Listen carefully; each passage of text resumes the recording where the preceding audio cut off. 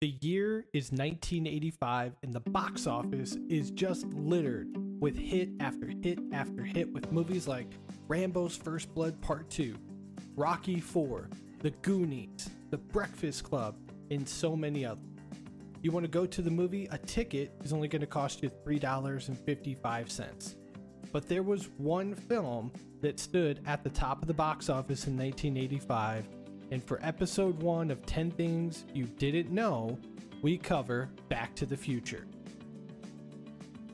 Back to the Future is a movie that has stood the test of time. Even some 34 years later, the popularity of this film is still high, leading to conventions across the globe, meet and greets with the cast, re-releases of Blu-rays, 4K, t-shirts, and of course, always the occasional talk of a sequel or reboot, which personally, and I'm glad this will never happen, as of right now, Bob Gale and Robert Zemeckis, the creators, have said there will not be any type of reboot. However, there is a new play on Broadway in London that is starting in 2019. So with that being said, let's get to the top 10 things that you didn't know about Back to the Future. Number 10. Writer and creator of the Back to the Future franchise, Bob Gale, conceived Back to the Future while visiting his parents in St. Louis, Missouri. Gale discovered his father's high school yearbook and found out that he was the president of his graduating class, which he had never heard of before. Whether or not he would have been friends with his father if they would have went to school together. Number 9. Originally, Bob Gale and Robert Zemeckis took the project to Columbia Pictures, and they made a development deal for a script in September of 1980. The first draft was completed around February of 1981. Columbia put the film in turnaround and gave the feedback that they thought it was a really nice, cute, warm film, but not sexual enough. The two Bobs then took the script to Disney and every major studio in town for the next 4 years before landing at Universal. The script was rejected 44 times before it was ever greenlit. Moral of the story here, if you believe in something, keep working and don't ever give up. Number 8.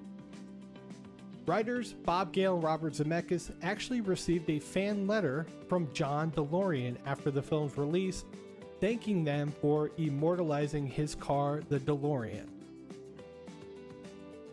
Number 7. According to Bob Gale, Johnny Depp auditioned for the role of Marty McFly. He said, "I looked through the notes and I said, geez, I don't even remember that we read Johnny Depp.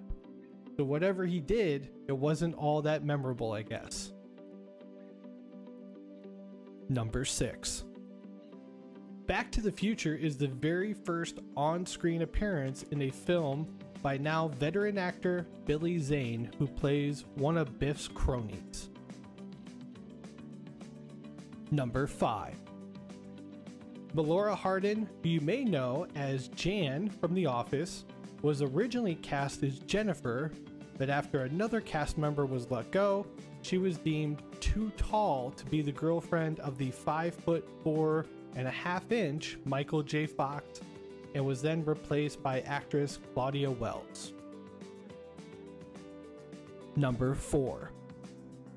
Ralph Macchio, the Karate Kid, was offered the role of Marty McFly, but he turned it down because he thought the movie was about a kid, a car, and plutonium pills.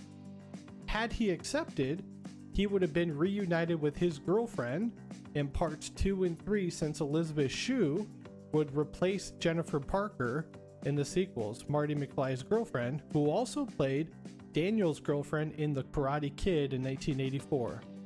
Ralph's character played electric guitar in Crossroads in 1986, a year later, and Marty McFly also plays the guitar in this movie. Bad choice, Ralph. Number 3. Crispin Glover wasn't a fan of the movie. Back to the Future was one of Crispin Glover's first acting roles, but he quickly earned a reputation as being someone who is tough to work with. He was so nervous performing his lines that many of them had to be dubbed over, kind of like this, via later recording sessions. Then, after the first movie was a hit, he refused to come back for the sequel. He claims that he didn't like the ending, which he said rewarded the characters with money instead of love being enough. However, Robert Zemeckis says he demanded an outrageous salary and the studio told him to take a hike. Number 2. Michael J. Fox was not the original Marty McFly. Although he was always the first choice to play the role, he was unavailable due to scheduling conflicts for his role in Family Ties. Eric Stoltz was cast, but after about 5 weeks of filming, Zemeckis was fed up. It wasn't working the way he envisioned, and he pleaded with the Family Ties creators to compromise on a filming schedule so Fox could do both projects. And they relented. Stoltz was promptly fired, and Fox began to work double shifts in order to fulfill both obligations. Although Eric Stoltz's scenes were all reshot with Michael J. Fox, one image of Stoltz remains. During one scene in the 1950s diner, there is a close-up of Biff's face, and as Marty lunges toward him to punch him, this was not reshot, so that as well as Stoltz's hand and arm and his head is visible to the left of the screen in a few frames.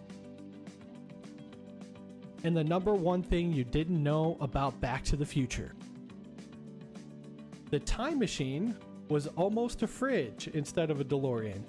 Can you even imagine going to Comic Cons or conventions and taking photos inside of a fridge instead of the now iconic DeLorean car?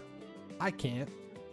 Well, Bob Gale could, and one of the original ideas was to have a more portable time machine, and one of the ideas was to have it strapped in the back of a truck with Marty inside the fridge, heading towards an atomic blast in order to get enough energy to send the fridge back in time. It was Steven Spielberg who ended up canning the idea, worried that kids would trap themselves in their own fridges attempting to mimic the movie. So once again, we have Steven Spielberg to thank for another great film idea. Thanks, Steven. And thank you to those who have watched this episode of 10 Things You Didn't Know About Back to the Future.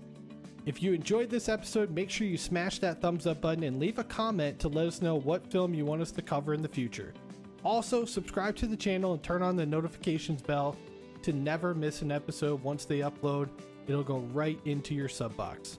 And you can check us out on social media. We're at Back in Time Pod, where we put out a weekly podcast on Apple Podcasts, Spotify, Google Play, and Castbox. Thanks for listening.